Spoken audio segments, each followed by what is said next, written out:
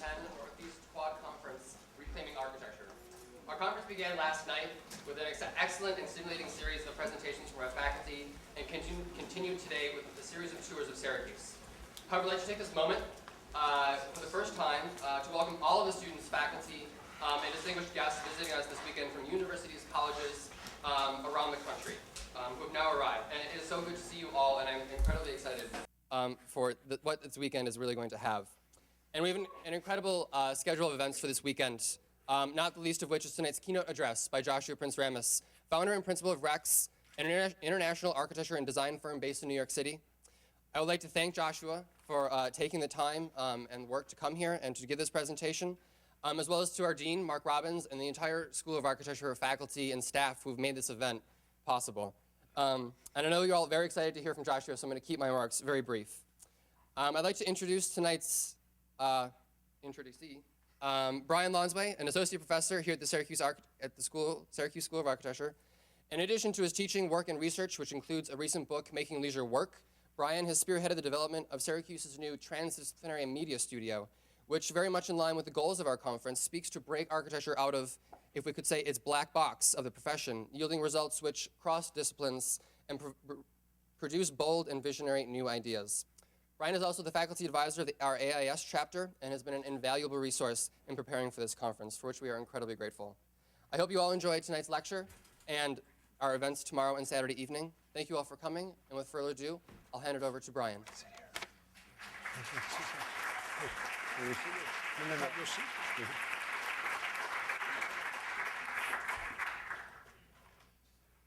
Thank you, Steve. As faculty advisor of our fantastically ambitious local AIAS chapter, I'm pleased to extend my welcome to all of the guests, out-of-town guests, guests in other buildings, and certainly our lecturer tonight. It's a real pleasure to work with this group of students who not only commit themselves to this tremendously important level of local governance, creative leadership, and social engagement, but who somehow also managed to pull off being really darn good students as well. And it is always a mystery to me, but making my faculty advisement job so much easier as a result. Congratulations for everything you've done so far, pulling this off. I know there must be an incredible sense of relief that the event has begun, and also tremendous joy to see this fantastic turnout for it. You'll see me around a little bit over the course of the weekend. Tomorrow I'll be dropping by many of the events, hopefully not spreading myself too thin, but seeing everything that the workshops and afternoon events are about. Joshua Prince-Ramus, as you know, is one of those figures today who needs little introduction because of the high-profile nature of so many of his projects. From his affiliation with OMA, of course, as the founding partner of OMA New York, his responsibilities with the Seattle Public Library as partner in charge here in the U.S. for the project, at his many engagements with TED, where it's always exciting to see architectural discourse outside of our disciplinary bounds. All of these speak clearly to his commitments, vision, and accomplishments. Promoter of hyper-rationality par excellence, yet designer of contemporary projects as apparently quirky as any we may see in our contemporary landscapes, he's also seemingly full of contradictions. His firm, renamed Rex from OMA New York in 2006, is hardly a model of royal sovereignty, but of intense collaboration. One finds it rare, for example, to see the director of such a high-profile firm place his name merely alphabetically in the project credits, as he's done in our exhibition over in the Slocum Hall next door. He leverages his renown and coverage in the popular press not to boost his personal public image, but to strive to reinvigorate a profession often content with its own impotence. His manifesto-like statement of approach promotes boldness through humility, explicitly highlighting the strategic values of a critical naivete and open dumbness. Points, honestly, kind of hard to miss in our exhibit next door in the 200-point font that they appear.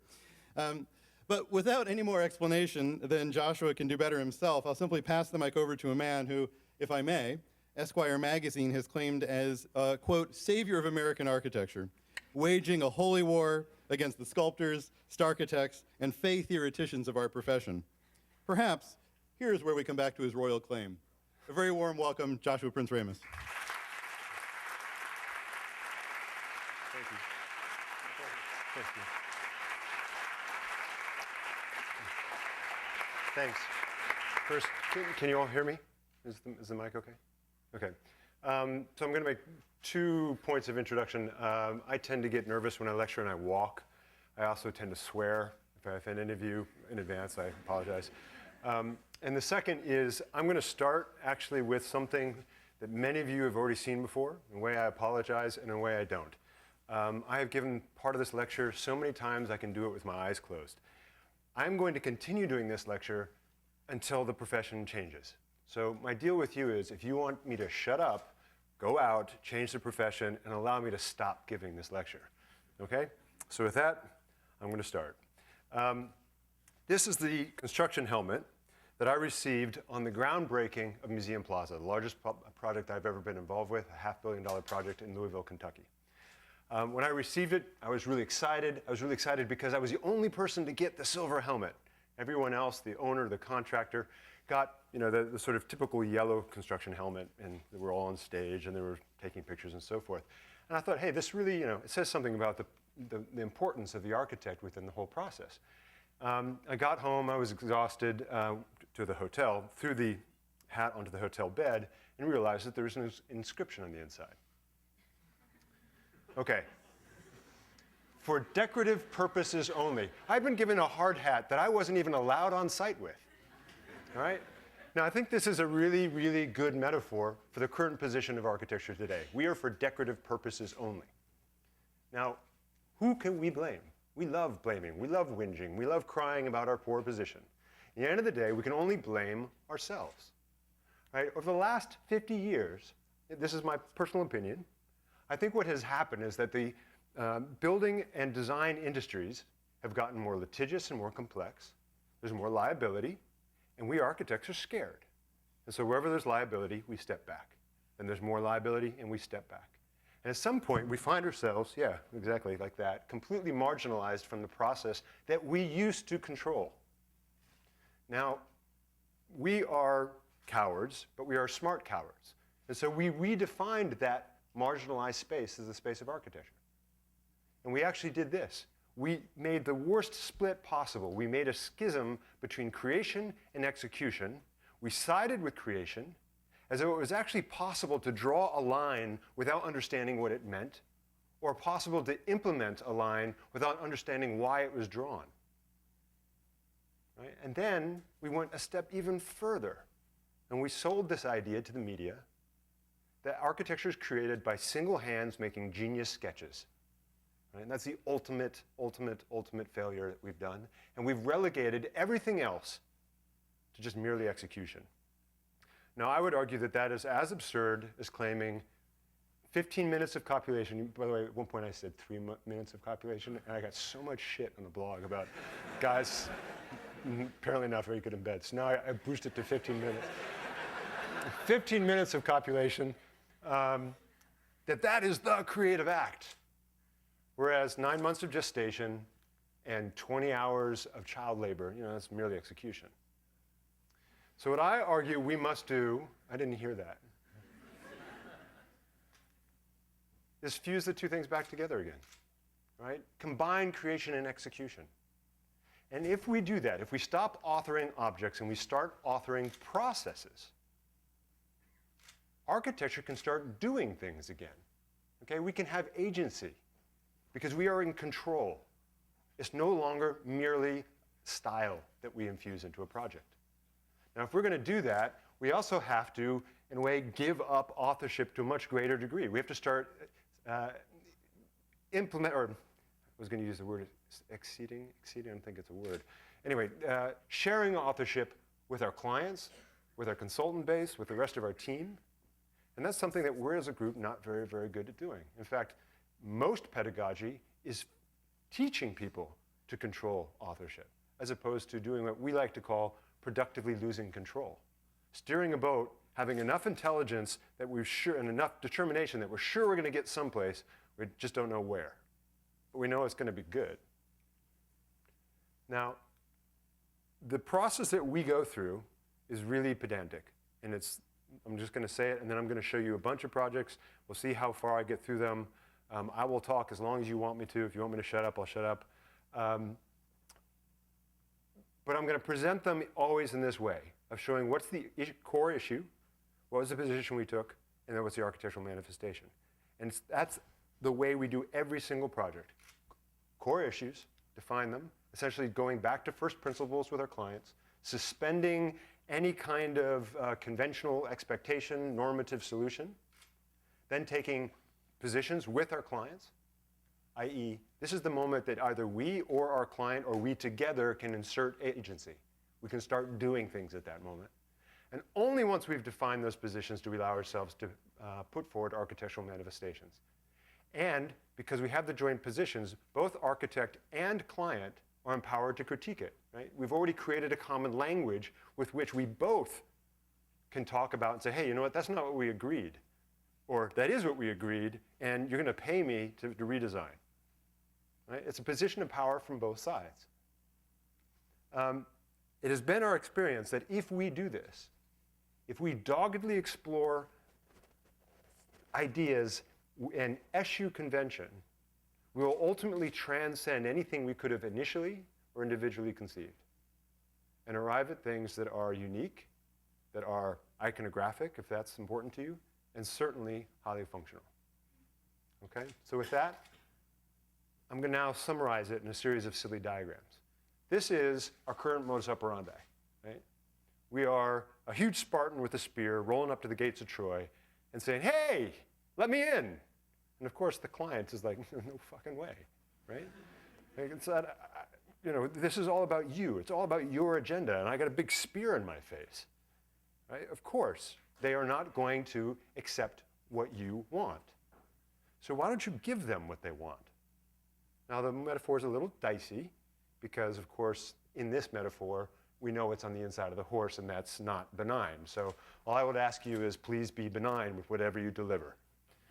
But it is what they wanted, right? They got it through the gates of Troy. And then it's up to you or you and your client to decide what you deliver. Preferably, it would be maidens. Just as a suggestion, all right? Oh, there's the maidens. Sorry. I don't have this memorized as much as I thought I did. So if I could distill it all down to one diagram, it would be this. If we as a profession are so damn good at what we do, why is it not possible for us to come up with architectural concepts that actually are everything that we want them to be? They have an agenda. They are wildly beautiful that slide through the constraints of a project. In fact, are shaped by them. Why are most architectural edifices that are considered important actually 4 times over budget? People are suing each other, and then it's within that, you know, angst that we suddenly find great art. That is what I think great architecture should be. And until we achieve that, I don't think we're good architects. So with that, I'm going to start going through a series of projects. And I'm going to do the same thing. What was the core position or issue? What's the position in architectural manifestation? The first is the Dallas Theater, which we finished actually 1 year ago in 1 week. What were the core issues? The first is, this is the building they've been performing in for 40 years. Right? And that, you would think, okay, terrible building, tear it down, no problem. Actually, that building terrified us. That building terrified us because it allowed a little theater company to become a very important theater company, because they could do whatever they wanted to it. They could drill it, cut it, nail it, paint it, replace it with minimal cost. And that meant that that little company became a very important experimental company that was attracting the best artistic directors, set designers, dramaturgs, et cetera, from around the country to Dallas, for God's sake. Right? That was a scary thing to say, hey, we're going to tear it down and build a new pristine building that you can't touch. The second thing is that that building was multiform, meaning they were one of the few theater companies in the United States that would do proscenium for this show, thrust for that show, theater in the round for the next. Right? Most companies are actually defined by the physical manifestation of their building. They are a proscenium house. That means they are a proscenium company, and the directors and actors are proscenium actors and directors. So this made them very important. So the 2 positions we took was first that we had to come up with some form of malleability that matched the original building, and second, it had to be able to be multiform, but without, as you see here, what happened over time, they losing capital operational budgets and having to fix it into a fixed form, that we would have to come up with a building that would be able to move through those different forms without requiring operational budgets. Right? Those are the positions. Now, our architectural manifestation was this. It was, as I said, or the introduction, dumb. For us, dumb is not a pejorative. Dumb is actually the most important thing. When we do something dumb, we're actually proud of it. What we did is we simply defined front of house and back of house as below house and above house. Really dumb, right? You think it doesn't really buy you much until you see this. And we're now going to find out what your ages are. We called it Superfly. Yeah, only the people in the front laughed. That's because we are, much older than you are. And in essence, what stacking the project meant is really three things. The first is that we could take all the freedoms associated with the fly tower and smear them from stage into the seating. The second is that it liberated the ground plane to be able to be reconceived at will. And third, it opened up the perimeter. Those are the three things. In the end, it meant we could conceive of any kind of theater show underneath that kind of hovering box, and it provided the artistic director the ability to control suspension of disbelief. So now I'm going to describe what it was that we actually promised the client we could do, and then what we actually achieved. I shouldn't say promised, what we hoped to do and how close we got to it. So this is the perimeter of the building. We wanted to be able to open up the perimeter at any point such you could bring large objects, things into the theater. You could drive through it, a motorcycle for Streetcar Named Desire. You would be able to have an acoustic enclosure, but allow Dallas to invade the interior. You would be able to have large openings for intermissions. You would be able to lift all the balconies out to create basically a set theater, or a small black box theater. This has never been done before. Be able to remove the entire proscenium. Now you have a huge open flat floor theater. Open up large areas to bring enormous objects in. They actually wrote for the first year a play about Charles Lindbergh. And then in the end, take it into an entirely flat floor system such that the building can generate its own revenue. Right? It's not dependent just on ticket sales. It can now be rented out to American Airlines for the Christmas dinner for $50,000. Here's the building. Right? And we dubbed it the theater machine. We stopped talking about it as a building.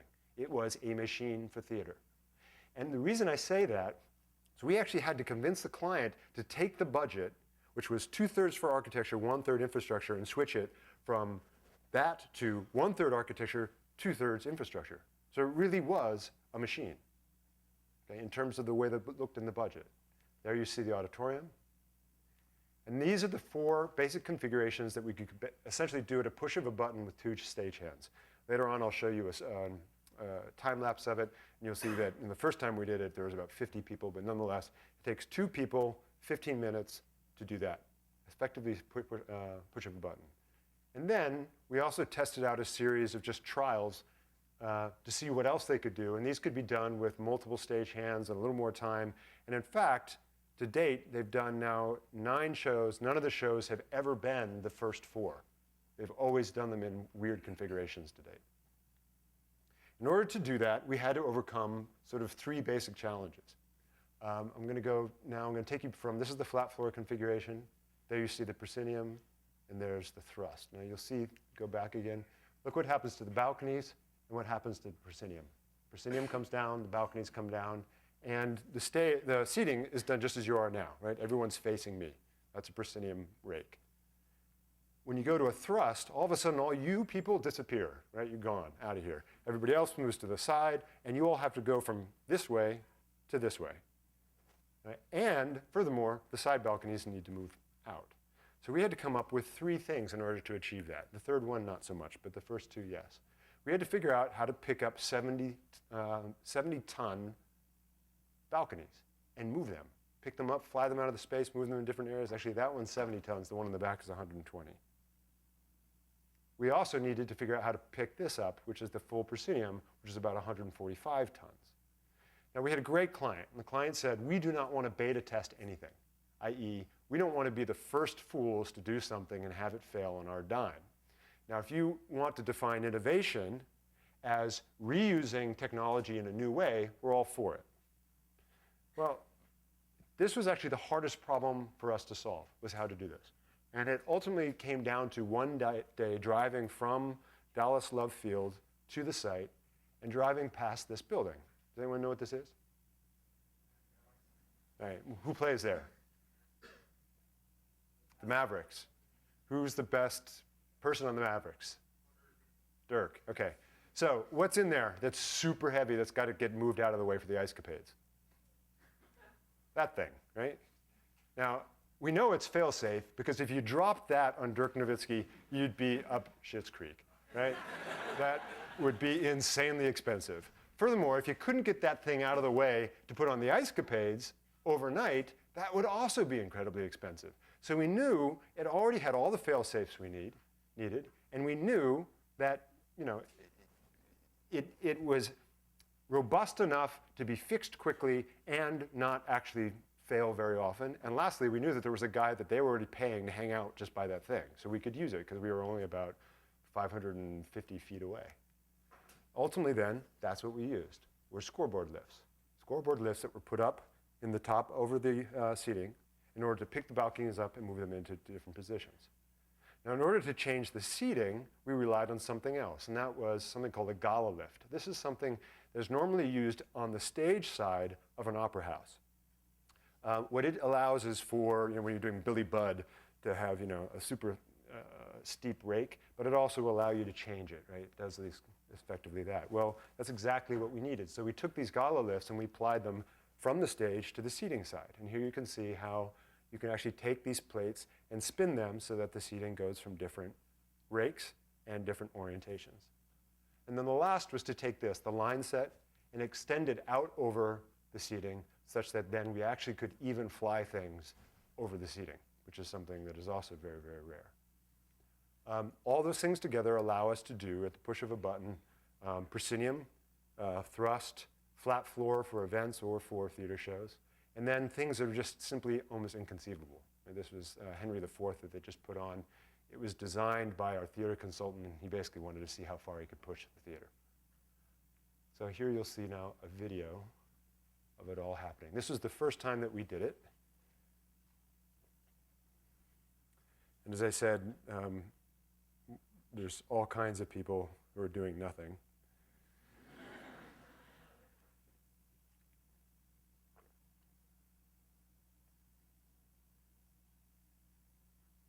What's actually funny in this, I'm not sure if you'll notice, but there's an enormous mistake and they have to actually replace it again. But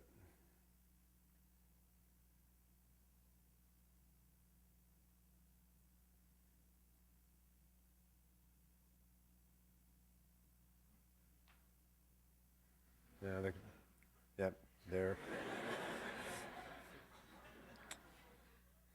Oops.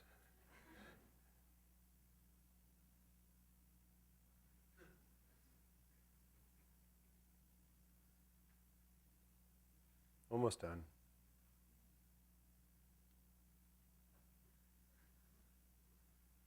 Bon, done.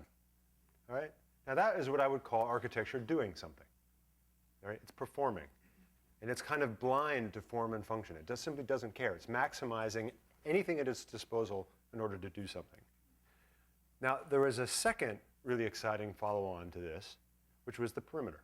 Right? The idea that we could actually open up the entire perimeter. When we went around to visit theaters all over the world, in fact, I was going to say the United States, all over the world, every single artistic director said the same thing. We hate you. We're always like, whoa, what's up? Like, look, you don't understand. We only get our audience for an hour and a half, and there's an intermission. And every time we get them, we have to remove you, your architecture, out of their minds in the first 5 to 10 minutes, right? So the more wild you make your architecture, the harder my job is every act, right? And so very quickly we started to realize that if we did our jobs correctly, if our hand should be seen, it should be seen by empowering the hand of the artistic director. And that was the ultimate conclusion that we came to. Well, in order to give them back the control of suspension of disbelief, we relied on the perimeter. And there was a convention that all theaters simply were made with about 2.5 feet of solid concrete wall. Well, that convention was never challenged. But that convention we now know, even in theaters, I mean, you see it right there, right? There's glass right there. It was all over the place. But no one ever thought, well, why can't we just do the whole auditorium that way? There's no reason. And so, in fact, what you see here is a trompe-l'oeil that's not even a curtain. It's just a trompe-l'oeil of a curtain of vinyl blinds that are integrated into glass. They create an entire blackout environment, but they can all be completely removed such that you're in an entirely open space, not only on the seating side, but also on the stage side. So that now Dallas can invade the theater at the director's will. So if during Henry IV, the artistic director wants the parable, wants the audience to apply that parable to their daily life, they can actually emphasize that by bringing up the blinds. They also have the ability, as you see here, to sort of educate the public about how theater is made. Some people find that very threatening, right? They think it should all be about mystery. This particular theater company says, hey, the more people we can show the excitement of how theater is made, the more patrons we have, and that's a good thing. And so in fact, they leave the blinds up all the time. They only bring it down for performances. And as promised, the perimeter can in fact open. In fact, now they can, not only can see Dallas, but they can bring Dallas in or have the art actually come out. So in the end, what we provided them was not only a multi-form theater, but a multi-procession theater. What I mean by that is that not only could we do all those different stage configurations, but we could also provide them what are effectively Wagnerian, Greek, classical, and contemporary processions, which most theaters can only do one of. Right? So if we're going to use the contemporary, they would go in down our, what we call the maw, into our lobby with little dangly lights, and that's what's going to be in people's heads, and that's going to piss the artistic director off. Go up through the stairway, into their seat, and so forth, and see a show. But the artistic director also has the ability to do a Wagnerian sequence in which you don't ever come through our lobby at all. You go directly into the show. And that, again, is putting power back from the architecture back into the user's hand. So this, in fact, is possible. That you would be able to do Wagnerian entry, first act and thrust, Greek intermission, second act and arena, and everyone leaves through our lobby with dangly bits. In the end, then, we create a building that can do completely hermetic Shakespeare and also Beckett using Dallas as the background. And that's the building.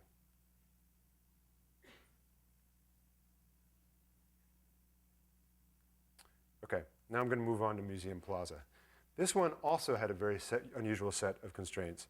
When we started the project, we were asked by an extremely wealthy client. Okay? She's the heiress to the Brown-Forman liquor fortune, so literally a billionaire.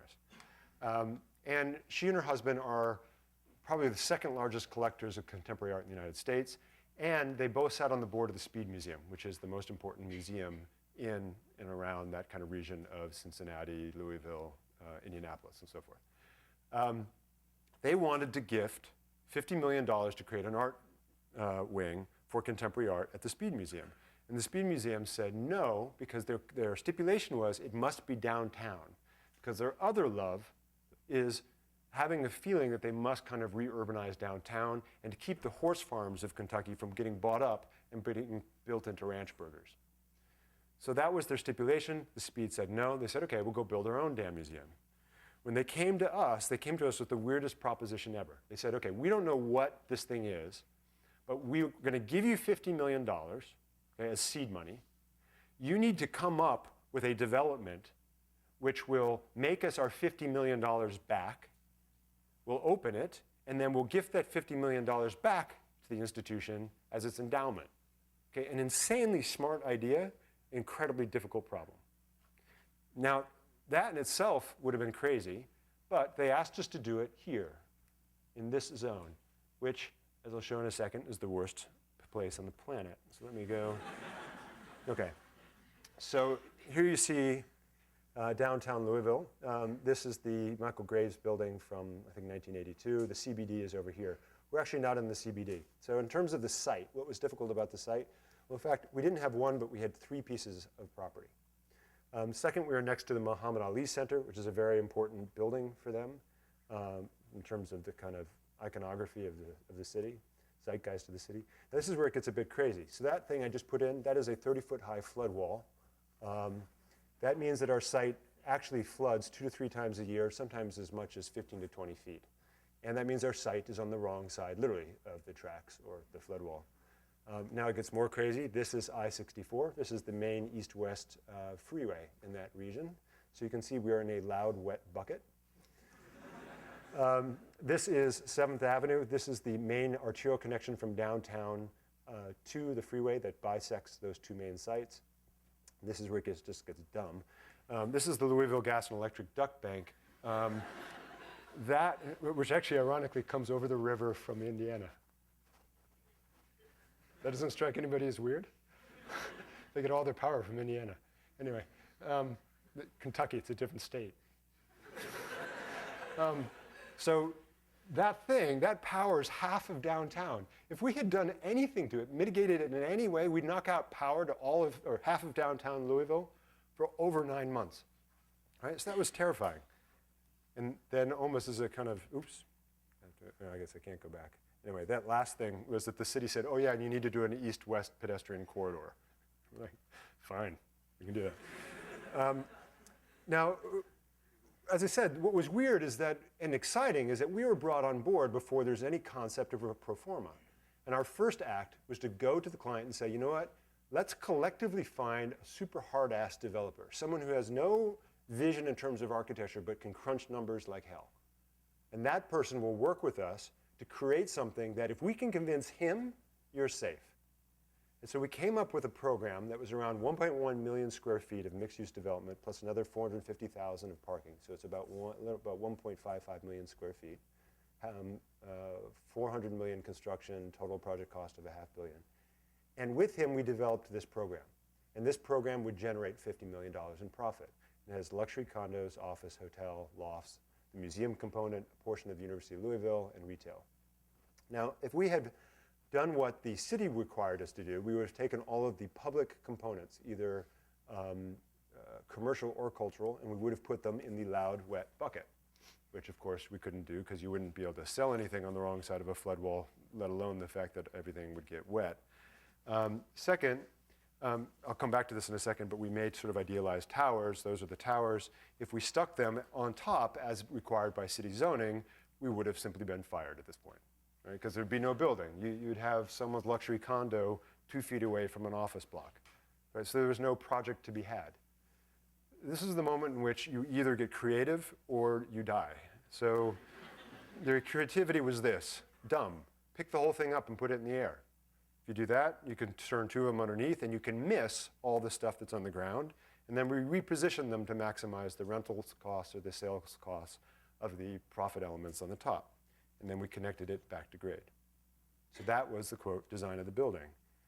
And it looks something like this.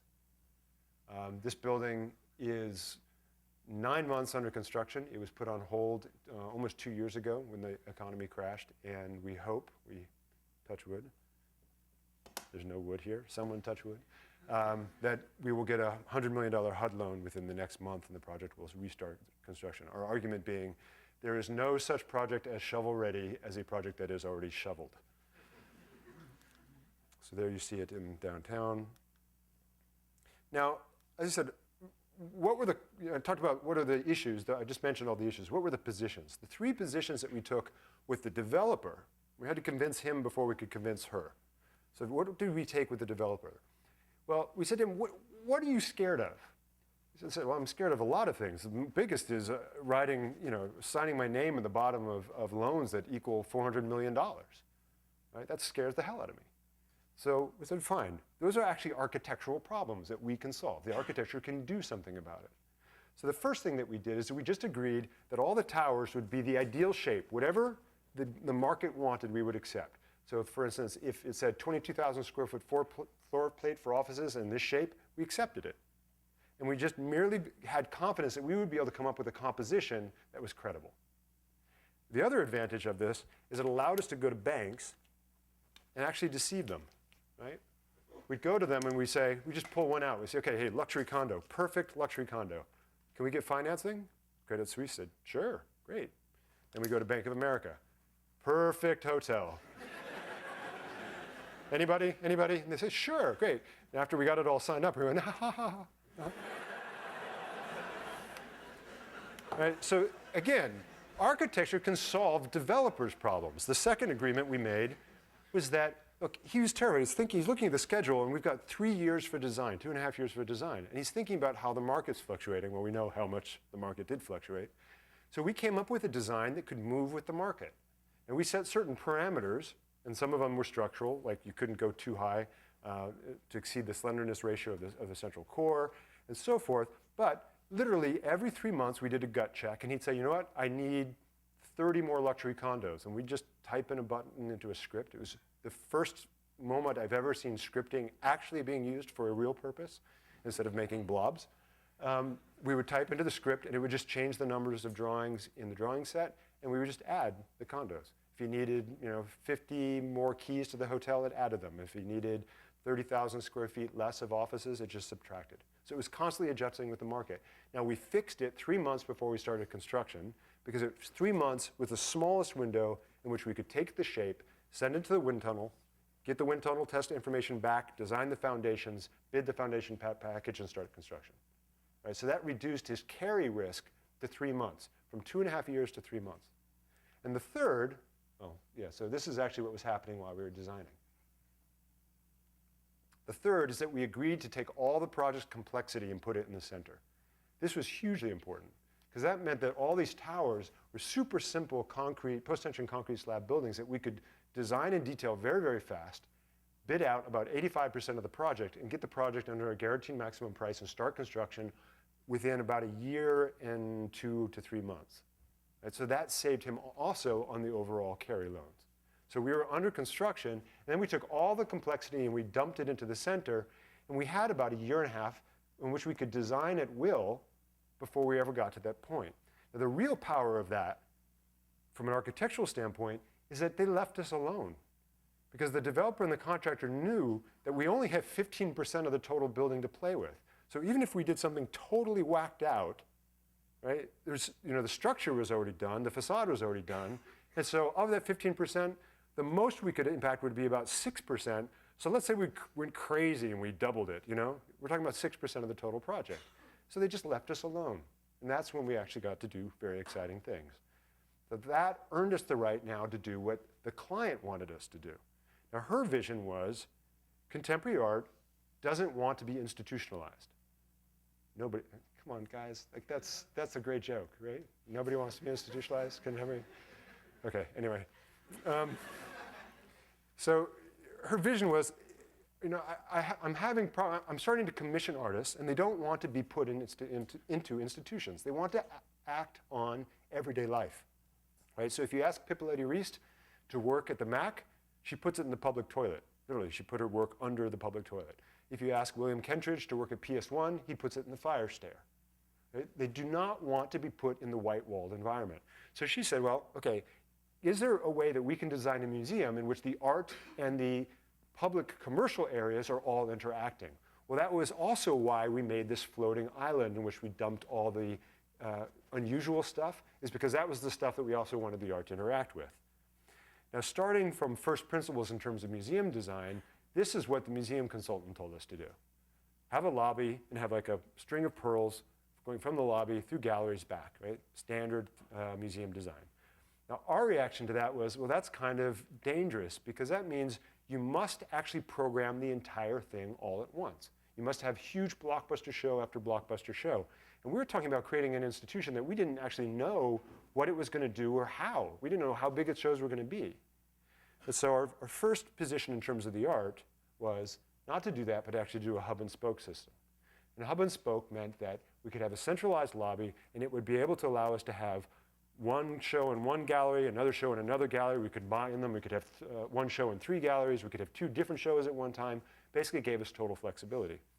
At some point, however, we realized it'd be more interesting to do this, to take the lobby, not put it in the center, but actually put it around the perimeter, such that the lobby was actually the main circulation for all of the public commercial elements that were in that centralized island. And then we put the galleries in the center. So effectively, you could say that's what we designed. Or this is a structural element that's actually tying together the 3 cores. That is the lobby of the museum, but it is also the main circulation kind of plowing through. Yeah, so here you see it. There are the 3 cores. All the blue, those are the floor plates of the commercial areas. The gold, that's the lobby of the museum. And you see how it's plowing through the Prada store and through the restaurant and so forth. And it's allowing there to be direct interaction between people prior to their unticketed, right? They haven't yet paid, and I'll come back to that also in a second. But They haven't yet gone through the security zone. So there you see the gallery in the center. That's that zone around the outside and the cores. Everything in travertine, again, that's the lobby, and there's the gallery. Gallery took a weird shape. It took a weird shape with structure going through it simply because when we did the cost model, that was the only way we could afford to do the building. And we told them, you want to do the building, you want to get your $50 million back, it means that, take it or leave it. We either have a project or we don't. And they took it. There are a couple of interesting things about the galleries. There's views up, to the towers. There's views 25 stories down. But probably the most interesting thing about the gallery comes from the dumbest application of technology I can imagine. This is 3M film that was developed in the 90s. You all know it. It's applied on the sides of buses and trams, and it's used as advertisement. And what the observation, I'm going to cough all the time. What 3M discovered, they want to sell film, but their scientists discovered something really interesting about the way the cones and rods in our eyes work, which is that a certain pattern actually deceives our eyes. A certain pattern, as long as it is any color other than black, our eye fills in the gaps. So it starts to see something as though it's continuous. Now, if we're all black, our eye does the opposite. It actually fills in with what it sees behind it, and it makes it transparent. Well, this became the ultimate exciting element about the building. If we could actually make the walls of the gallery such that they are white on the inside and clear on the outside, right, it's magic. We don't use the film, we use a ceramic frit, so you can't scrape it off. And ultimately, that means that from the outside, right, as you're moving through all the public areas and restaurants and so forth, you are looking into the gallery, but when you're in the gallery, you just get this kind of minor ghosting of what's happening on the outside. But from the outside, you see directly in. And this took us all the way back to that initial image that I showed you, in which we showed a person in a swimming pool and the art in the swimming pool next to the gallery. We've actually now been to literally be able to achieve it. In the bottom part, this is the hotel swimming pool. These are operable walls, and if an artist wants to operate in the swimming pool, we open the walls, we have a security barrier around the outside of it, and they can put their baubles or whatever into the swimming pool. Now, what I said, I was going to come back to the issue of ticketing. One of the most interesting moments in the entire project was when the architect was sitting down with the people writing the development agreements between the hoteliers and the people who were creating the condo management and the office management. We were literally sitting at the table and saying, look, you can see from your 3-meal restaurant into our gallery. You're going to sell a steak for $25 because of that. You were going to sell it for $17.99. That's a difference of $7. How about we split the difference? You get $3.50, we get $3.50. What that means is that this, what seems like a totally crazy idea of frit, selective frit of black on one side, white on the other, actually is paying for the operation of the entire institution. They don't need to take tickets. It's a free museum up in the air. Right? And then that's, again, that's where architecture as design can solve problems. Right? The very fact that this institution will never have to worry about collecting a ticket also makes it able to overcome the biggest fear that we have, which is that it's 25 stories up in the air. Well, one of the greatest ways to get people up to something 25 stories in the air is to make it free, right? And there it is in conclusion.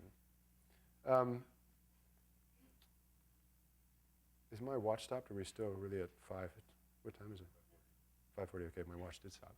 Okay, so I'm actually now going to show a project that's a hybrid of the two I've already shown. And it's a hybrid because it's a competition. For us, doing competitions are very difficult. They're difficult because we're so used to this idea of issue, position, manifestation, that when we don't have a client and we don't have anyone to bounce anything off of, we actually have to start doing it ourselves. So I'm going to actually show you some of the underlying ideas first, and then I'll tell you what project it is. The first was an observation that we made during both the Seattle Library and then subsequently on the Dallas Theater, which is that this idea of uniform flexibility, high modernist flexibility, actually isn't real flexibility at all. The idea that you just make blank spaces into which you can do whatever you want, well, that's great if you have unlimited funds.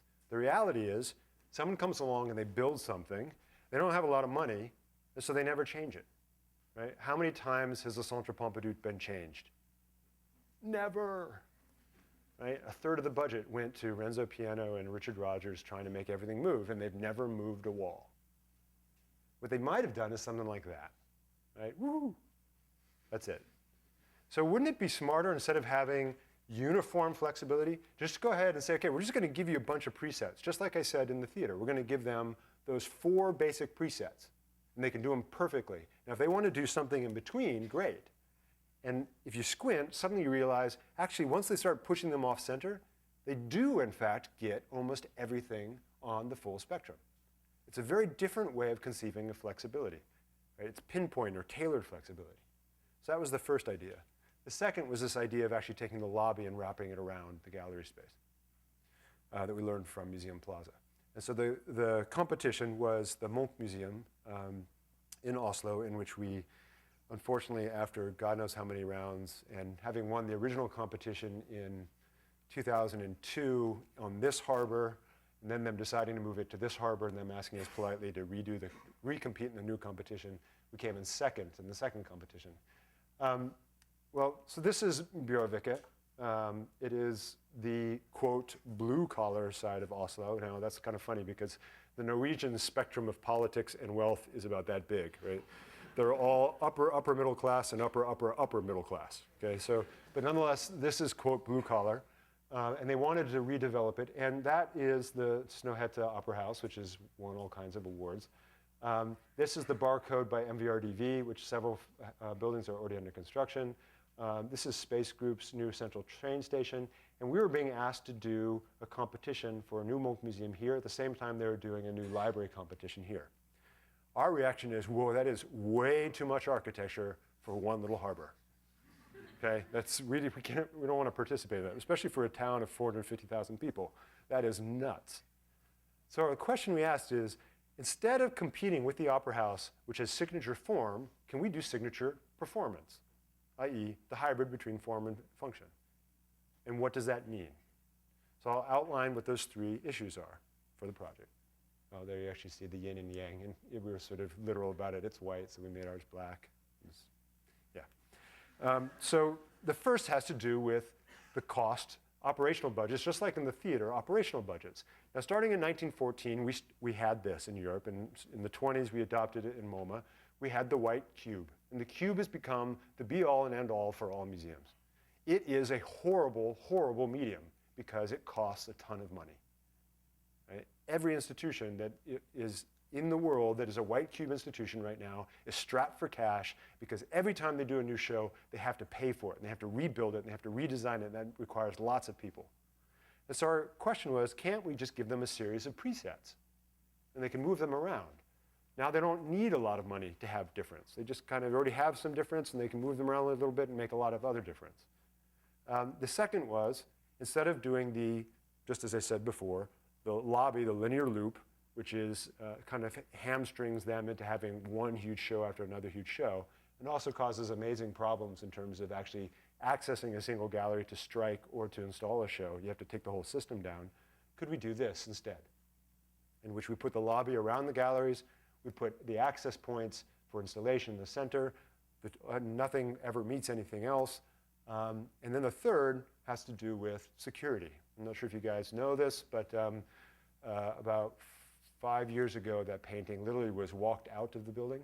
There it is right there. And so they were obviously very sensitive to issues of security.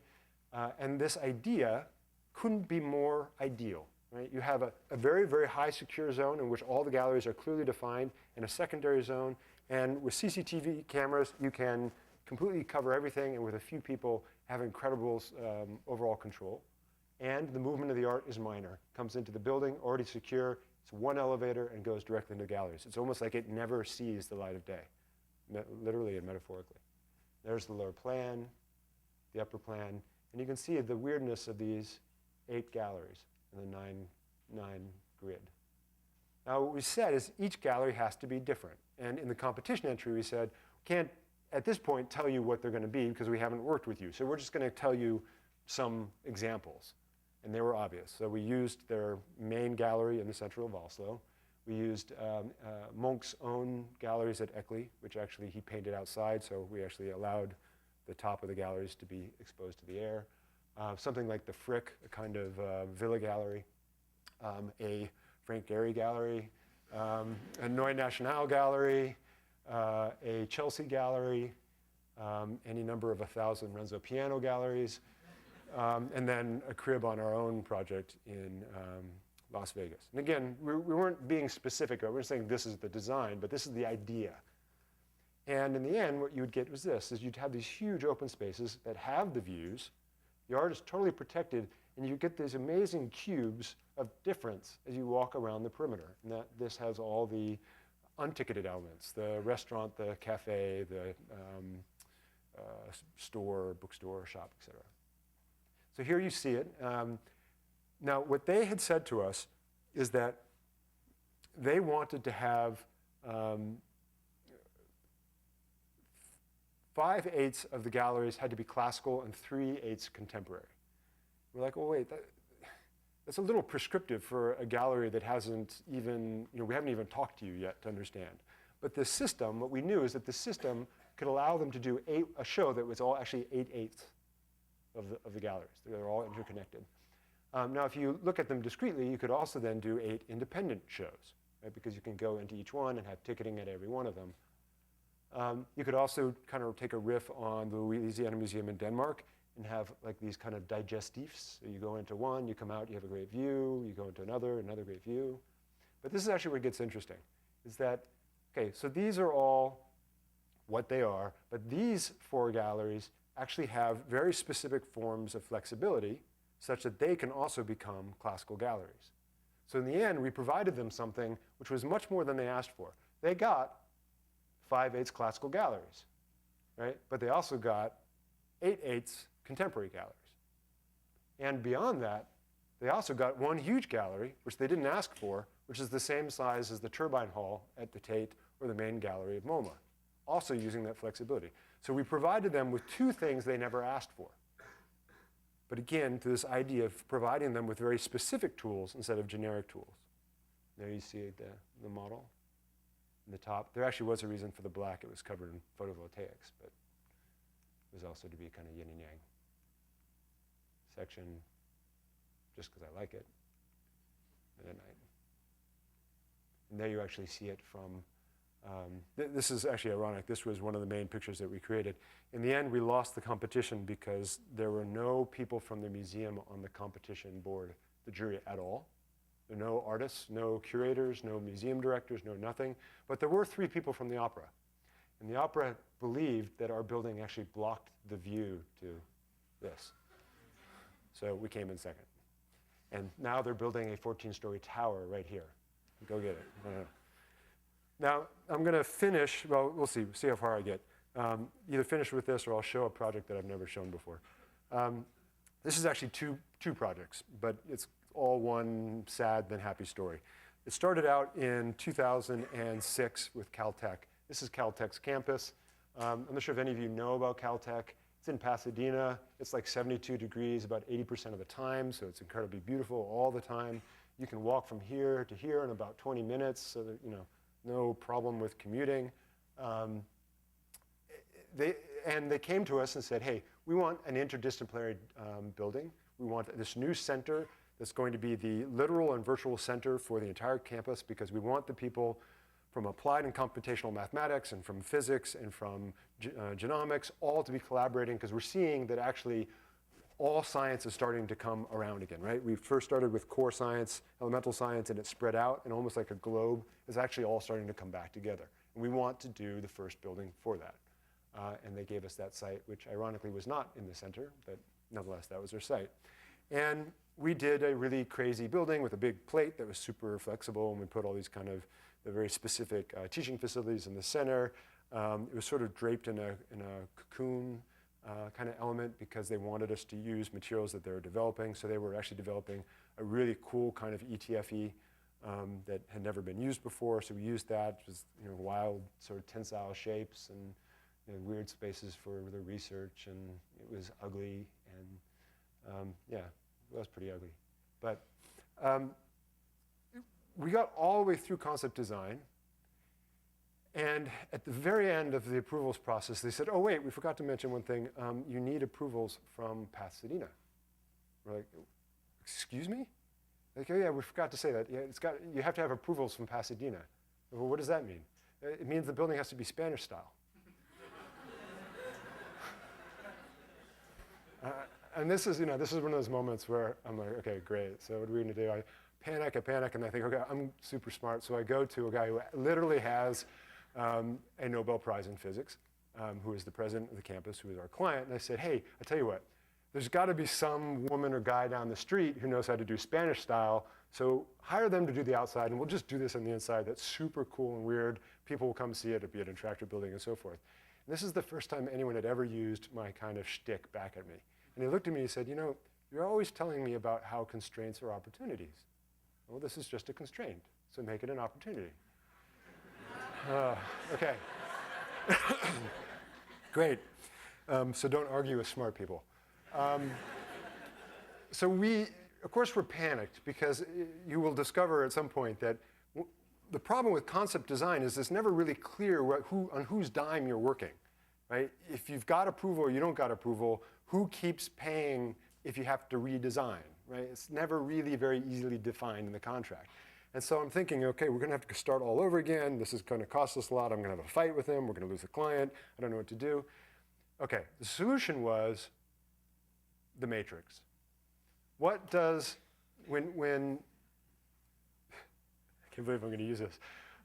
Okay, so what does it, when he asks the boy, how do you bend the spoon? What does the boy say? There is no spoon, right? Effectively, you need to just change the problem. So in fact, the president was right. This is a constraint that is an opportunity. We were just looking at the wrong constraint. We thought it was Spanish style. No, the opportunity was the design commission.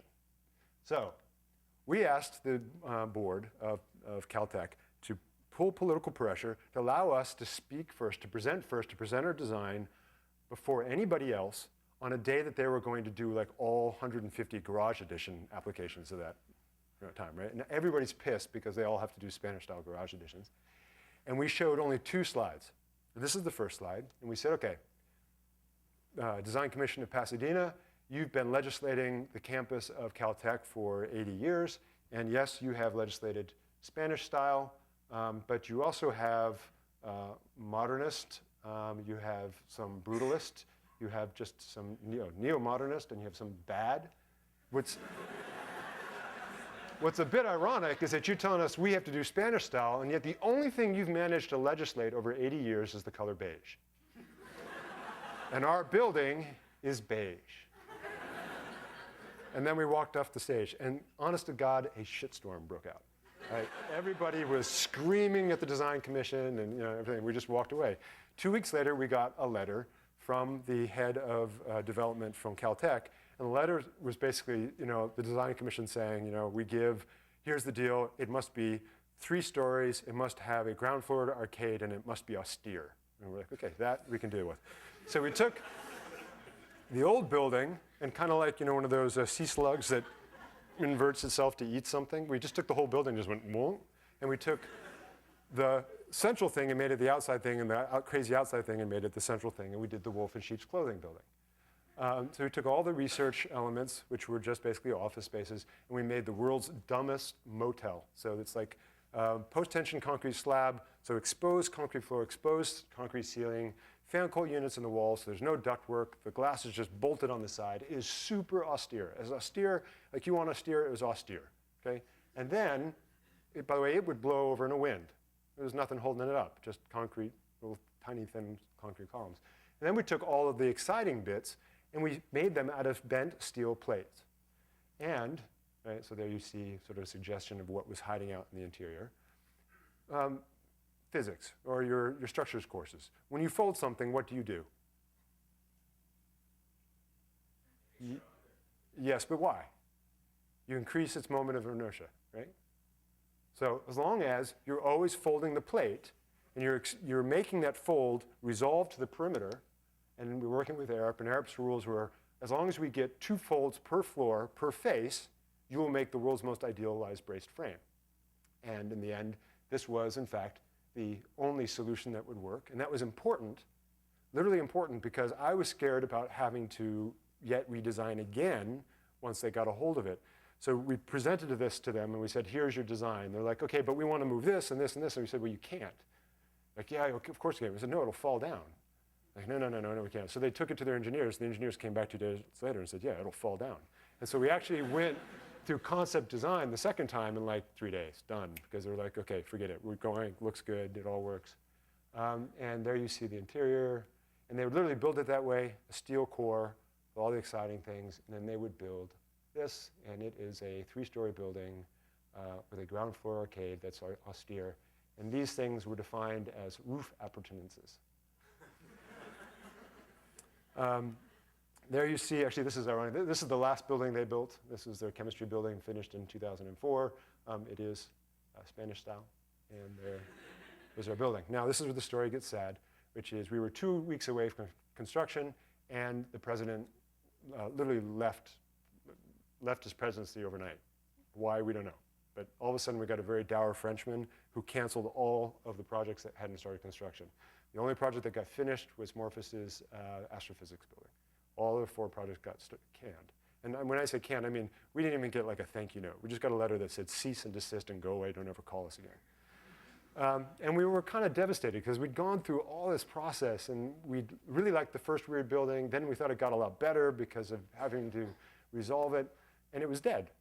And we shelved it. And it was sad. And we forgot about it until about 18 months ago, when this man walked into the door of our office with Gisele Bündchen.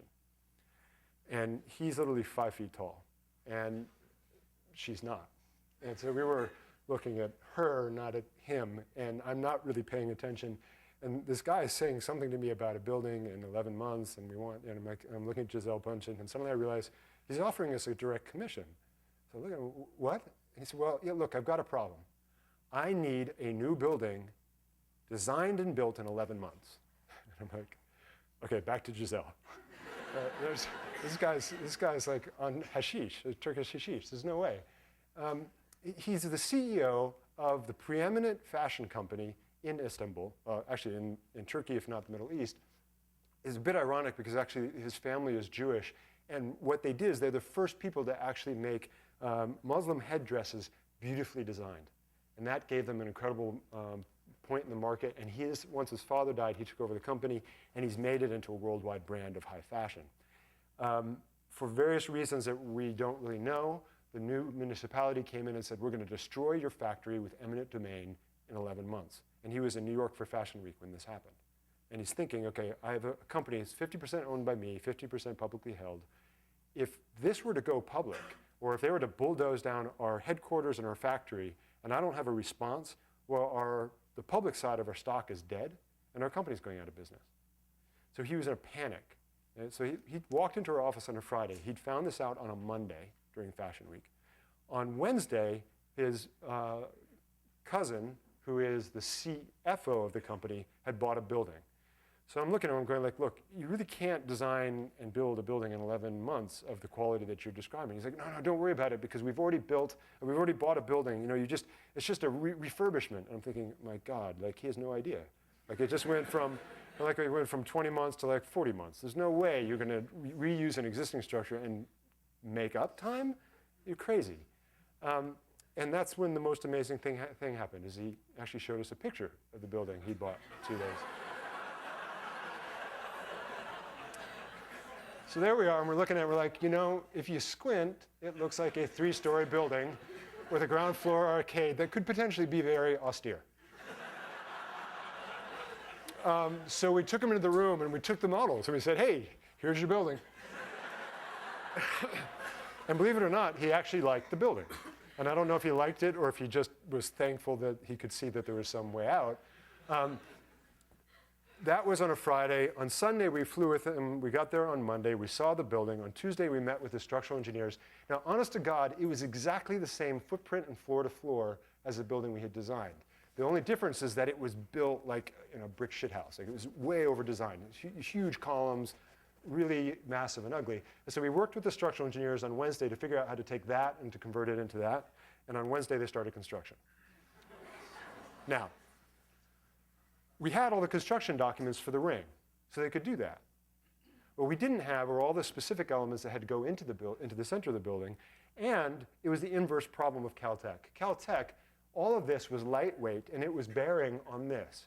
In Istanbul, this, as I said, was way over designed because they have horrible earthquakes. They had a huge earthquake that supposedly claimed 200,000 people. The Turks say that they lied, and it's closer to 1 million people were killed in the earthquake. So now they just throw rebar and steel at everything. So it's horribly over-designed, and we don't have any time to do a forensic analysis, and no one has any drawings of the structure. So we don't know how it's going to perform. We know nothing about it. So now we have to design a steel building that fits on the inside that is totally independent. So in an earthquake, they just ignore each other, as opposed to the other building in which it bears off each other. To do this, we had to have the steel on site in 2 months. So we're already 3 days in. We've got 2 months to have steel on site. In order to get the steel on site, we need 6 weeks for the mill order.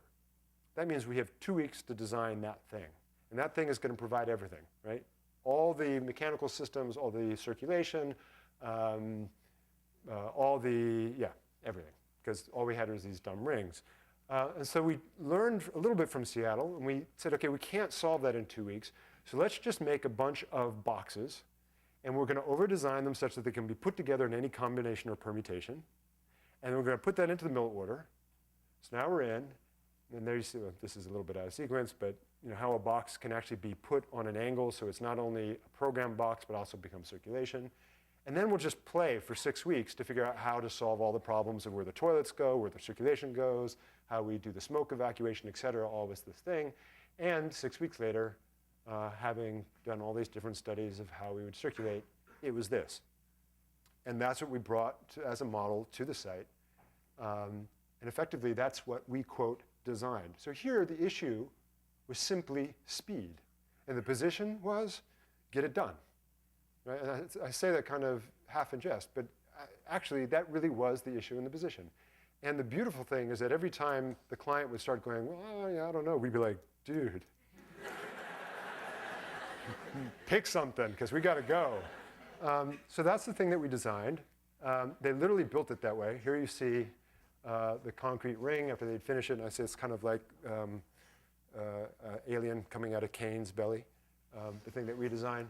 And they built it just as I said. They made a box, they picked it up with a crane, and they stuck it inside. So there you actually see the 4th box. There's the 5th box, 6th box, and 7th box.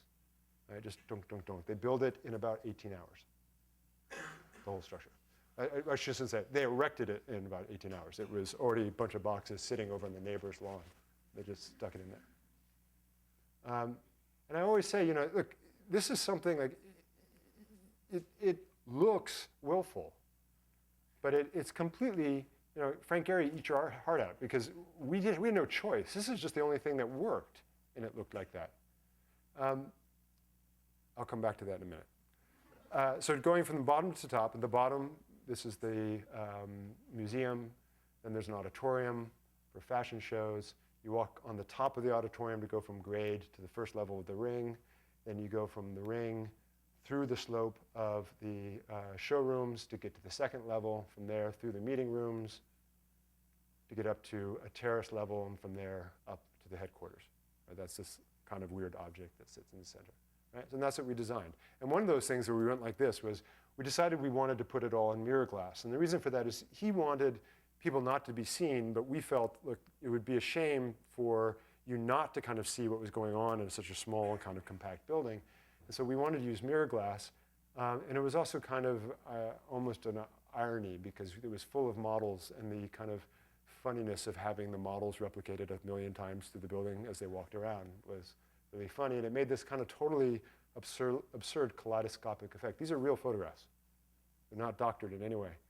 Right, and here you get a better sense of what happens.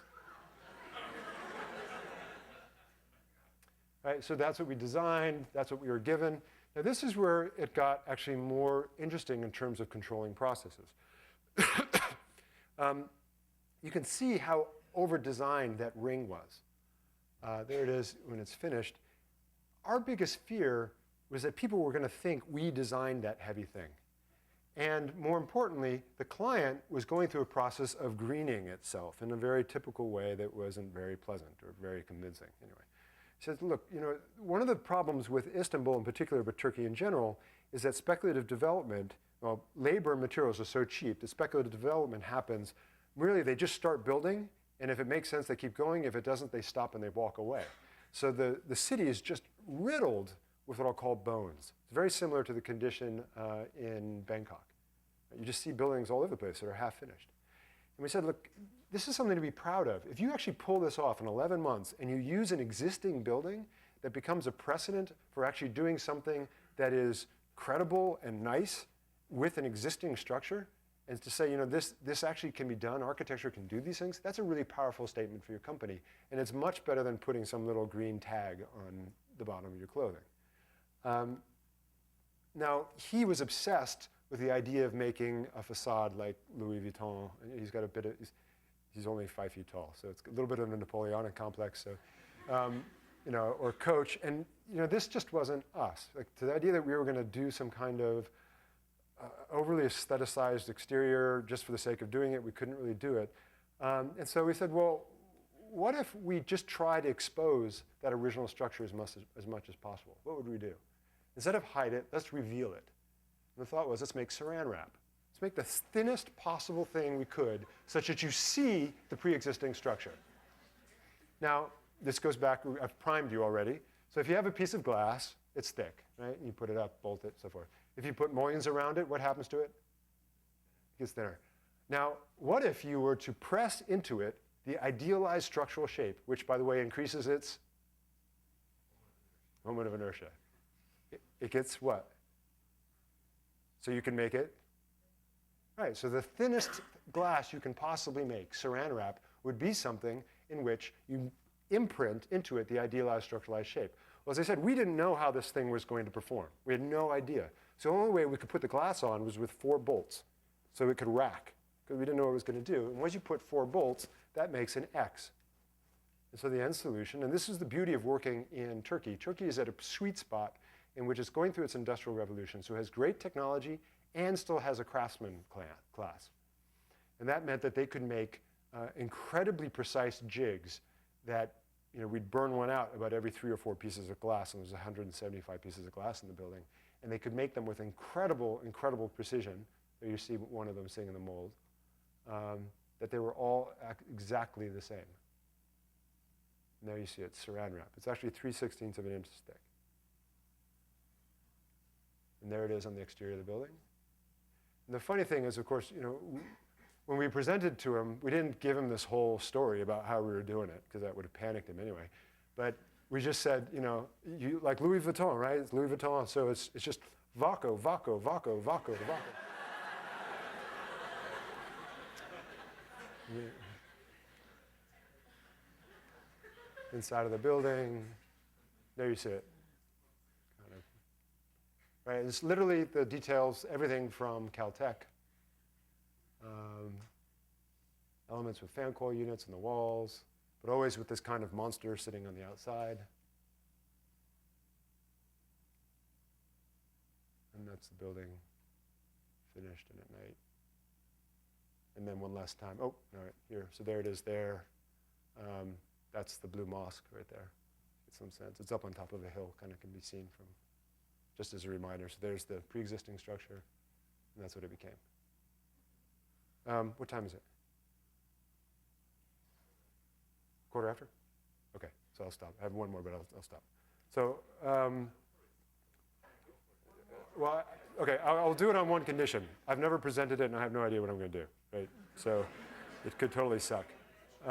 Okay, I'll do it really fast. And it's, it's like a design. So this is actually the competition that we are now desperately waiting to hear about in the Victoria and Albert Museum in Dundee, Scotland, which we are one of 6 finalists. Is a testament to how crazy the market is. Apparently there were 120 firms from around the world who went after it, and they shortlisted it to 6. I mean, that's kind of how terrifying the market is right now, which is something I hope someone asks a question about, because I want to talk about that afterwards. So what were the constraints? The constraints were a bunch. The first is they had already done a master plan, and they wanted us to build the building in the middle. It's a extension of the Victoria and Albert Museum, which is for applied art and design. So it's a museum, but it's also a design incubator. And they were asking us to build it out in the middle of the River Tay. It's like an architect's dream, they would say that. But crazy because they don't have the money for it. And they have 31 million pounds, of which 4 million pounds was earmarked for all the site work, including the foundations, which was simply never going to be enough. And if you exceeded that 4 million, then you would have to actually take the site works out of the remaining 27 million for the building, which was terrifying. So that was probably the biggest constraint. And the second is that they wanted kind of ultimate flexibility with the galleries, because though the V&A is their partner, it's actually the city and the universities that are doing the building. And it's possible that in 5 years or 50 years, the V&A could pull out. So they don't actually know what the institution was going to be. So in this case, learning from the other projects, we actually almost contradicted our own previous positions. In terms of the design, we started out with the overall program. We culled it into a series of very discrete elements. We organized them this way. We put all of the elements that orchestrate the things coming in and out of the building that must be kept discrete at the bottom. We put the most civic element as close to grade as possible so people could go from the exterior into the interior. We put all of the incubator elements kind of hidden in the middle because they were the least interesting. And then the last, we put all of the galleries at the top for several reasons, which I'll show in a second, but one of the most important being that the single highest load, energy load, on a museum is in fact artificial lighting. And one of the other requirements they had, one of the other constraints, is it has to meet BREEAM Outstanding, which is essentially LEED Platinum, which is almost impossible for a museum. So you had to rely on artificial lighting. So I'll do it very quickly. You would think a cube is the idealized shape for this, but actually it is not. Precisely because of some of the constraints I've already told you, which is building in the Tay, wanting all the galleries together and highly flexible, and BREEAM Outstanding. So the way we modified the cube, we stretched the top so we could get all 5 galleries up at the top. We contracted the bottom to make the absolute minimum footprint, which actually came in under the 4 million pounds, such that we could actually make a walkway out to the building. Shocking that you might actually get to the building. We consolidated all of the vertical circulation, either human or building services, into a very, very efficient centralized core that became also, with 8 trusses, the primary gravity and lateral structural elements for the building. We did this because actually it's what you do in an office building. You do it in an office building because that's the way to keep your area efficiency the best. And we were fighting with money. So we just said, okay, it has to be a museum that looks a little bit like an office building in order to perform, or else we're never going to hit the money. But what was interesting about that formation is that created effectively a huge tabletop on which we could put the galleries in a lyric nature, and we could keep the civic area completely column-free. And then we shrink-wrapped it in order to get it down to the appropriate area. And in the process, we created a series of diagonals, very similar to the exterior structure of the theater in Dallas. And then we wrapped it in mirror glass. For some reason, we're really into mirror glass these days. So that you would kind of represent, there's the very important, this is the boat that took Shackleton, right? Also, if you've ever been in Scotland, they have amazing weather. Like, it changes every 2 minutes. So it's something very vibrant, and it reflects off the water in a really beautiful way. But from a sustainability standpoint, using the mirror glass also obviously reduced thermal gain. It was self-shading, which, by the way, in Scotland is still extremely important because a museum is not a typical building. A museum is always in cooling mode, which means that thermal gain, even in the winter, is a negative. So self-shading is, in the summer? Yeah, I've got this all wrong now. Anyway, yeah, you'll forgive me. We're at the end. Anyway, it's self-shading, and it's okay in Scotland. All the galleries get natural light. We created the maximum surface in order to collect rainwater. We also created maximum surface for photovoltaic. In fact, so much surface that we could offset the entire remaining artificial energy for the artificial light in the building. We use a centralized core for natural ventilation. And and the centralized core pushes all of the spaces to the perimeter into that sweet spot of 10 meters, which you get a lot of points for in both LEED and BREEAM in terms of natural daylighting. And then because we had made a consolidated base, we could actually use core drill piles, which then we could use as a heat exchange, which is a closed system that's very effective. And so in a way, we had to prove that we could hit BREEAM outstanding in a competition, which you can't do. And so we just had to optimize every single thing from a building geometry standpoint, as well as to meet the basic functional problems. And it ended up looking something like this. And it's such that it's constantly changing its character. This is it at night. So at night, it kind of dematerializes. I talked about the structural system. So that is actually a column-free floor that allows the lyric nature of the galleries on the rooftops. So there you see the building and how the galleries are actually just these huge, weird floating blobs at the top. And it also allows for the civic layer to be one huge, open, free plan that they can do whatever they want to with without any columnar interruption. There it is in section. And just going from bottom to top, that's the marshalling layer. So that's all the loading docks and everything else at the entry. This is that civic layer where everything can kind of be folded up or moved away, consolidated. This is the incubator floor, so they can change them, they can fill this in, they can move them around, do whatever they want to, and then the gallery layer. So the gallery layer, let's see where I am, okay. So this is what I said that we actually had to contradict our previous positions. Here, we actually took very, very conservative position on the galleries. We said, we're just going to do perfect, ideal 3:2 proportion galleries, 6 meter clear, controlled natural light. Right? It's kind of perfect in its shape. And we're not going to do what we did at the Munch Museum. Organization, so here you see it with representation of different elements in the interior. If you take them out, those are the galleries with the skylights. And then you'll see how all the doors move. And that's important because that means that now they can do what the program asked us to do, which is up to 4 shows or 3 shows. That's what the program asked in those configurations. But they could also, just like Munch, do 1 huge show, or they could do 5 independent shows, which is something that they did not ask for and could not be done in a conventional organization. And we did also try to take that, there you see the art movement around the centralized core. And every gallery has a roller blind that goes from transparent to translucent to blackout, such that you can have controlled natural light, diffuse light, and blackout for, by the way, the Dundee's, in the competition brief, it was the saddest thing I'd ever read. The very first line said, Dundee is a city that has been in decline since the 19th century. And I read that as like the late 1900s, and then I was like, no, wait, that's the 1800s, and that was how they started. Does anyone know what Dundee is most famous for? That is true, actually, but that was not what I was asking about. Yes, they had a horrible bridge collapse. Does anyone know what the second most important thing that Dundee is known for? Grand Theft Auto, right? So one of the reasons that the V&A is interested in putting this building here is that it has an incredibly strong gaming community in terms of gaming design, which the V&A currently thinks is one of the most important futures for applied art and design. So in fact, picking Dundee was very specific, and the ability to do blacked out galleries was very important.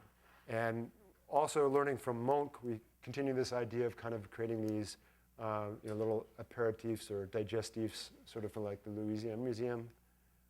There you see the galleries with just these huge galleries, the skylight, big operable doors that you can get art into them. The doors themselves can become the acknowledgement for what's on the interior, but then these areas in between that can be used for education or for less sensitive artworks, always with these views out to various elements.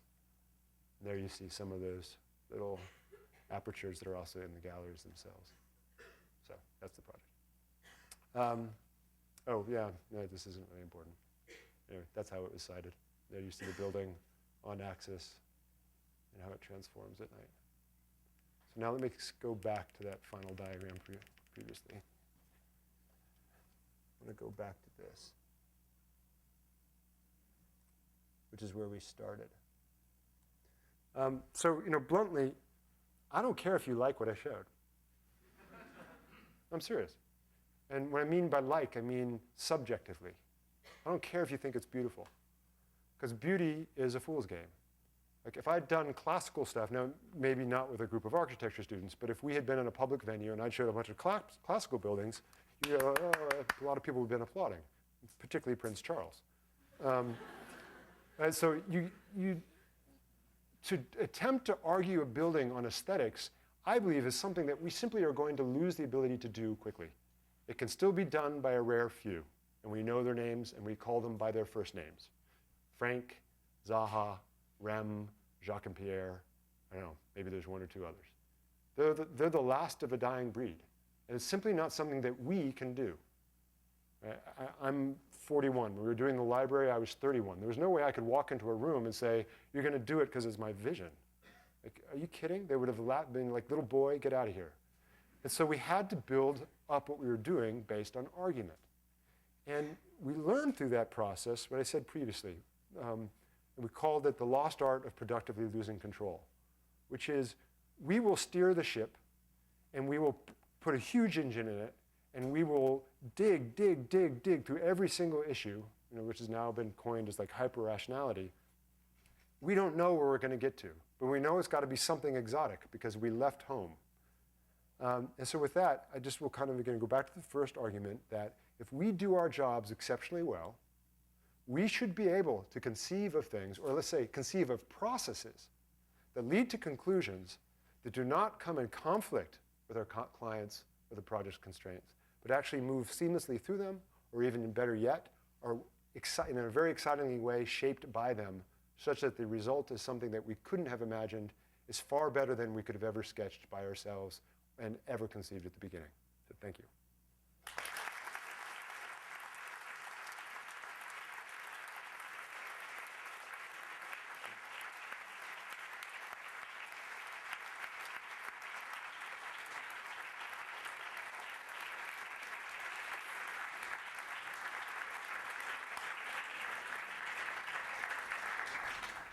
Thank you so very much. We have a few minutes for questions, and I assume from your earlier question for questions, you're willing to take a few. So we have a couple of microphones. Nick here has a mic. I have a mic. We'll be wandering the aisleways. So I turn it over to you.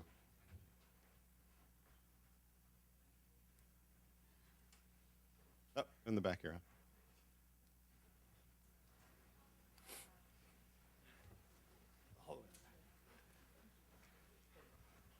I've just been always wondering what the deal with the kerning between the E and the X's in Rex.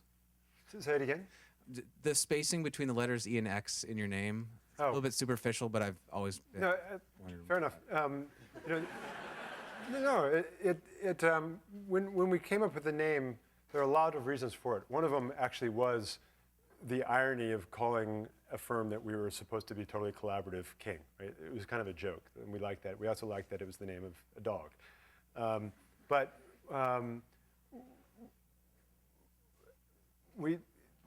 Essentially the idea, I keep saying going back to first principles and like rethinking, redoing, whatever. And so originally we wanted to call the firm just RE, but it had been taken, or someone had used, there's like a furniture design company in LA that had already used it, so we couldn't. So we're trying to think, well, how do we still keep this idea of redo, rethink, rechallenge, reopen, whatever? Wow, relight. And so that's how we got the X, which is the whatever. And so when we did the logo, we wanted to kind of express that idea. It's also ironic. It's like the simplest, the absolute minimum piece of design you could do would be to move one of the letters over. That was also kind of.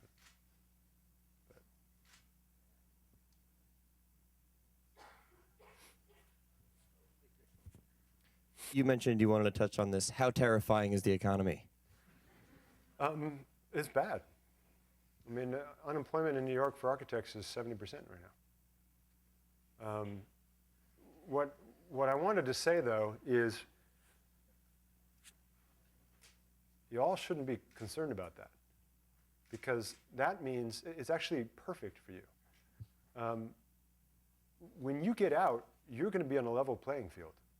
You know, if you wanted to open your own office, you and your two best friends, you'll have the same number of people as Richard Meyer. Right? I mean, and it will have culled an enormous amount.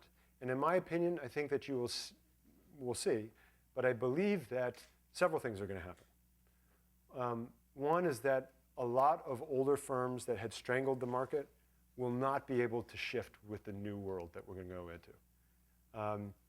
One of the things that is definitely about that new world is that we are going to see these massive conglomerates, because we are seeing firms go like RMJM just buying up firms like candy. What's interesting about that is it's like once you make really big, does anyone here Korean? Right? You may agree or disagree, but my observation about Korea is there's like 5 enormous companies, but that means that operating underneath are all these really exciting small companies that just get left alone because Samsung and Daewoo and Hyundai aren't interested in them. And so actually it's a great time to go do whatever you want to and to reinvent the profession. And it will need reinventing, because I promise you that those conglomerates are only going to, they're kind of like the banks, right? They can't fail. Well, the banks are eventually going to fail. Those conglomerates are going to fail. And so I would say don't be scared about the position. Be excited. But I would also say go home or go wherever you know the market and get commissions that are, do the work. If you're Dutch and you get a toilet, I always say this because, do people know Gru Benesmo? She's one of the partners of Space Group. She was at OMA for about 14 years. She authored some of the most amazing work from OMA. One of the nicest things she ever did while at OMA, because the Dutch have open pissoirs, is she did the most beautiful pissoir ever. It was one of the most beautiful things of modern architecture I've ever seen. Well, go home and do that. Do the greatest bus station.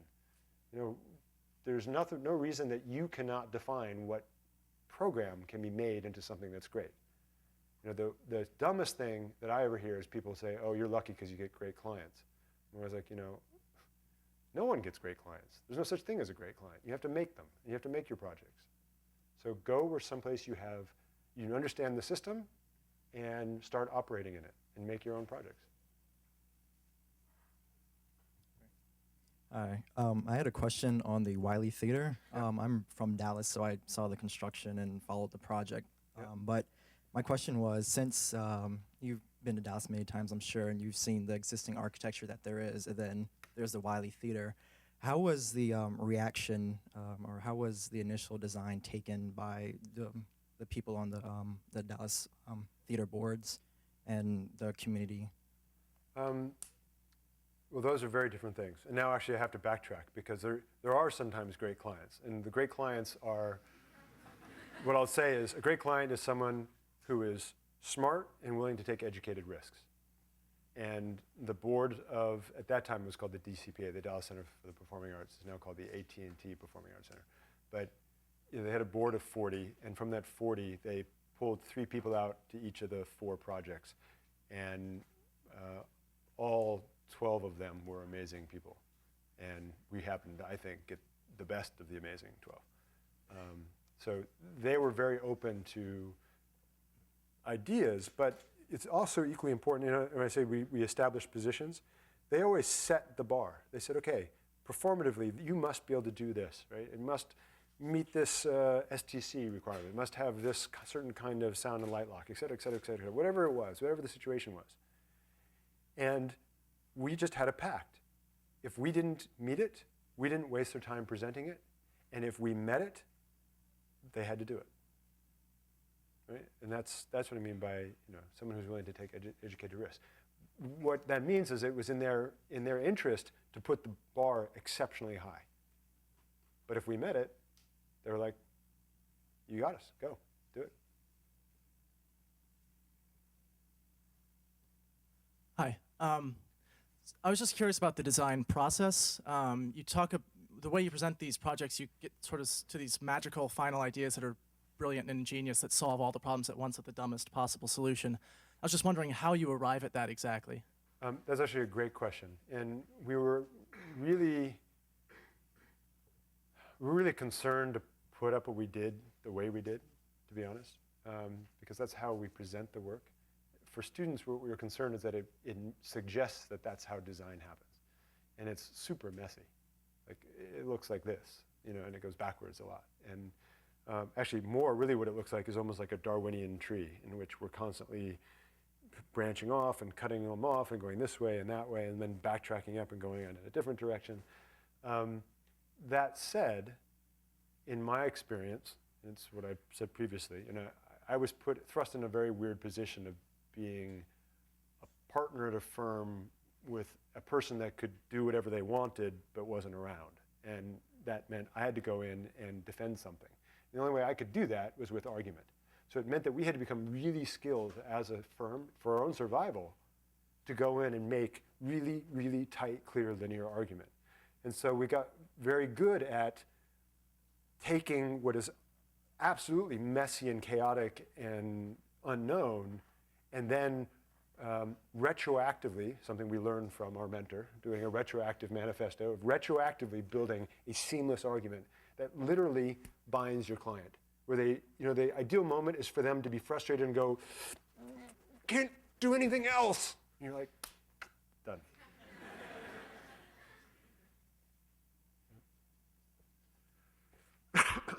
There's a piece about Frank Gehry that you said you wanted to come back to. I don't remember the context of it, but you said you were. Does anyone remember the context?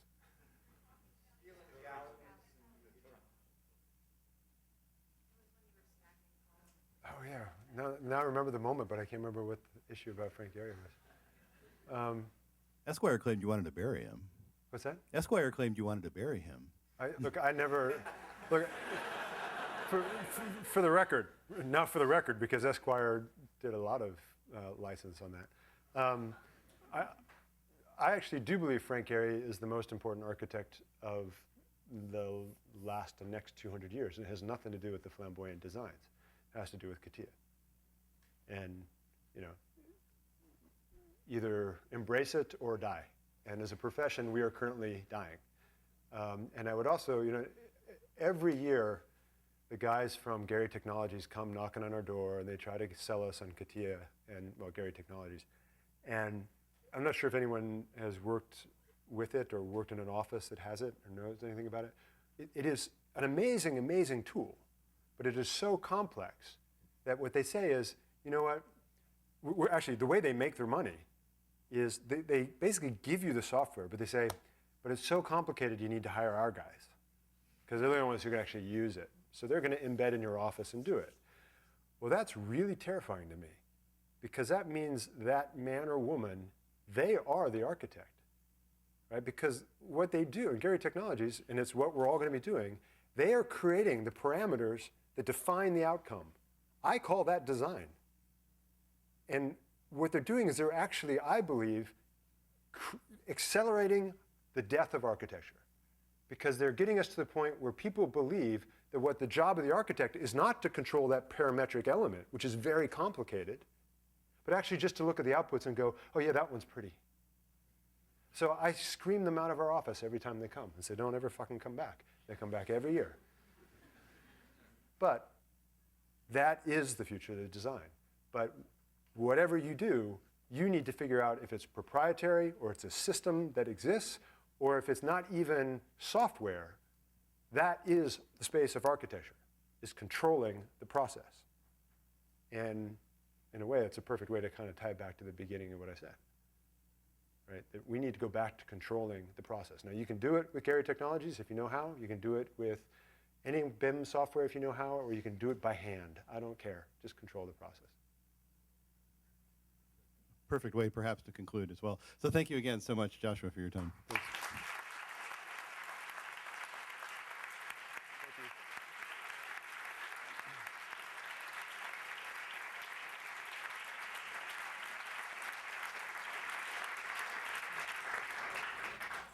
Just a